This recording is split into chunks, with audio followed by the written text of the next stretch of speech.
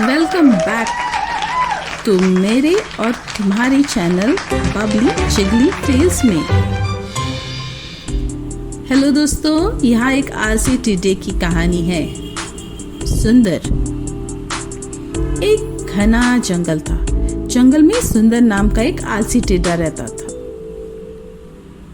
वो लाल टोपी के साथ एक हरे पीले रंग का रंगीन टिड्डा था। यूनिक है ना? सुंदर बहुत ही शरारती और बहुत आलसी टिड्डा था।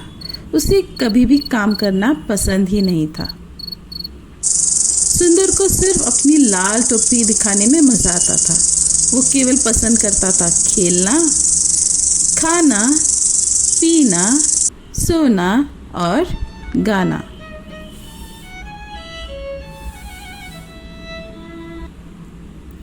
सुंदर बस हर किसी को बेवकूफ़ करता था। वो आसपास के बाकी पक्षी और कीड़ों को परेशान करते रहता। हर कोई उससे डरता था। कोई भी उसके आसपास रहना ही पसंद नहीं करता था, क्योंकि वो उन्हें धमकाया करता था। जब भी वो आसपास रहता, बाकी के पक्षी और मधुमक्खियाँ और कीड़े उससे दूर भाग जाते। उसे दूसरों को परेशान करने में बहुत मज़ा आता था। वो उन्हें डरा और भागता देखते हुए बहुत खुश हो जाता था। ये बुरी बात है ना मेरे दोस्तों? हमें कभी भी दूसरों को परेशान नहीं करना चाहिए। जंगल में सेब और बाकी फलों से भरे हुए पेड़ थे, पर सुंदर को सिर्फ सेब खाना पसंद था। वो एक सेब चुनता, उसमें से कुछ खाता और बाकी फेंक देता। उसे बचत नाम की कोई परवाह ही नहीं थी। वो खाना बर्बाद करते रहता। हमें कभी भी अपना खाना बर्बाद नहीं करना चाहिए। केवल उतना ही ले जितना हम खा सकते हैं। लेकिन बाकी के कीड़े और जानवर बहुत व्यस्त रहते थे। वे सर्दियों से बचने के लिए और भोजन इकट्ठा करने के लिए पूरे मौसम काम करते रहते। लेकिन सुंदर ने ऐसा कभी नहीं किया। वह हैरान रह जाता। सुंदर सोचता कि ये जानवर इतनी मेहनत करते ही क्यों हैं? प्रकृति में बहुत सारे फल है, क्यों ना उन्हें ही सिर्फ खाए और आनंद ले। इतनी मेहनत किसे करनी है? उसे केवल वायलिन बजाना और गाना पसंद था। वो इसी तरह अपने पूरी दिन और ऋतुएं बिताते गया। एक दिन सुंदर ने कुछ चींटियों को उनके घर यानी एंटिल में कुछ भोजन ले जाते हुए देखा। सुंदर जानने के लिए उनके पास गया।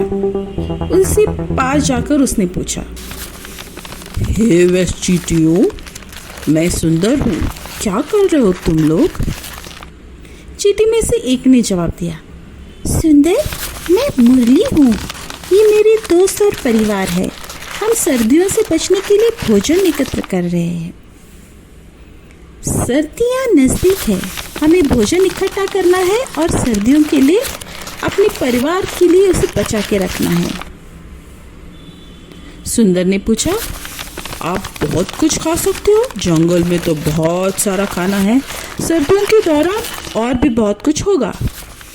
मुरली ने जवाब दिया, नहीं सुंदर, सर्दियाँ इतनी फलदायी नहीं होगी। ये बहुत ठंडी होती है और खाना भी बहुत कम रहता है उस वक्त। हमें उसे अभी इकट्ठा करना होगा और सर्दियों के लिए बचाना होगा। आपको भी अपने लिए भोजन बचा के रखना होगा और एक घर भी बना लो, क्योंकि सर्दियों से बच सको। मुरली ने सुंदर को अपने कुछ एकत्रित भोजन को पेशकश की। दूसरों को अपना भोजन देना एक नेक काम है। हमें हमेशा अपना भोजन साझा करना चाहिए। मुरली ने कहा, यहाँ कुछ खाना है, अगर आपको पसंद है तो इसे ले ले। ये कहकर चींटियाँ अपने घर यानी एंटिल लौट गई। लेकिन सुंदर ने उसे अनसुना कर दिया। वो उनके पीछे पीछे एंटिल तक पहुँचा। उनको अंदर जाते हुए देख वो वहाँ से उड़ गया। अगले ही दिन कुछ मधुमक्खियों को उड़ते हुए देखा। मधुमक्खियों के पास सुंदर गया। सुंदर मधुमक्खियों में से एक लालू नाम की मधुमक्खी को जानता था। वो लालू के पास गया और उसने पूछा, अरे लालू, क्या चल रहा है? ये सब क्या कर रहे हो तुम लोग? लालू ने जवाब दिया, हम सब सर्दियों के लिए फलों से रस इकट्ठा कर रहे हैं। हमें इसे शहद बना कर रखेंगे। ये कठोर सर्दियों में हमारा भोजन बनेगा। नहीं नहीं, आपको ऐसे करने की कोई ज़रूरत नहीं है। आसपास बहुत सारे फल है, आओ इन पर दावत करते हैं, आनंद लेते हैं, चलो खेलते हैं, हम मिलकर गाना गाते हैं, चलो। लेकिन मधुमक्खियों ने जवाब दिया, नहीं मित्र, हमारे पास करने के लिए बहुत काम है। सर्दियाँ नज़दीक है, हमें इतना इकट्ठा करना होगा ताकि हम अपने परिवार को खिला सकें।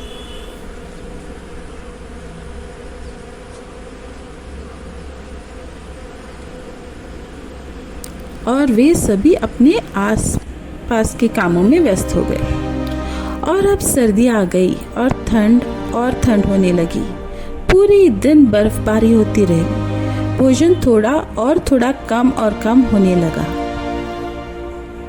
एक दिन ऐसा आया कि जंगल में खाने के लिए कुछ नहीं बचा था। सब कुछ जम गया था, पेड़, मैदान, पौधे, सब कुछ। अब सुंदर भूखा था और ठंड भी लग रही थी उसे। उसके पास खाने के लिए ना तो खाना, ना जाने के लिए घर था, और ना ही कोई दोस्त या परिवार। मेरे दोस्तों, मुझे यकीन है आप जानते हो ये सब क्यों हो रहा था। ये उसके नेगेटिव बिहेवियर यानी नकारात्मक व्यवहार और गलत रवैये की वजह से हो रहा था। सुंदर दिन ब दिन कमज़ोर और कमज़ोर होती चला गया।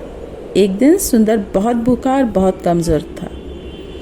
उसने किसी भी तरह उड़कर मुरली के पास जाने की सोच ली। वो एंट हिल तक गया और वहाँ से ठप करके नीचे गिर गया। मुरली ने सुंदर को देखा और समझ गया कि उसके पास जाने के लिए ना तो घर है और ना ही खाने के लिए खाना।